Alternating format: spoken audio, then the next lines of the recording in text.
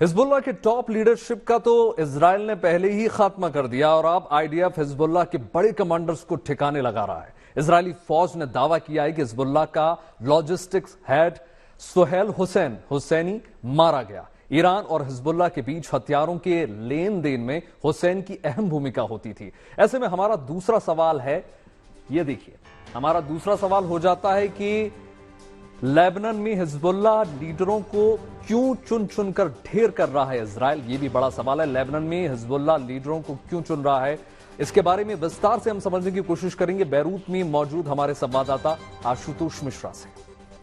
Hezbollah के लिए एक बड़ा झटका है, क्योंकि एक के बाद चाहे वो फवाद शुक्र हो, उसके बाद चीफ नसरल्लाह हो और उसके बाद तमाम जो कमांडर जो हिजबुल्लाह के रैंक थे, फिर चाहे वो उनकी मिलिट्री सप्लाई के जिम्मेदार हों, कम्युनिकेशन के जिम्मेदार हों, इंटेलिजेंस देखते हों या फिर मिलिट्री डोमिनेशन और चाहे अल रिदवान फोर्स के साथ कम्युनिकेशन, इन सब के बीच हुसैनी का मारा जाना एक बड़ा झटका है। क्योंकि इसराइल ने ये समझा, उसकी इंटेलिजेंस ने समझा कि आज भी मिलिट्री सप्लाई और लॉजिस्टिक्स में हुसैनी की भूमिका महत्वपूर्ण होती थी और इसीलिए बीती रात जो हमला बेरूत में हुआ सबर्बन में, इजरायली इंटेलिजेंस ने उसे इकट्ठा किया।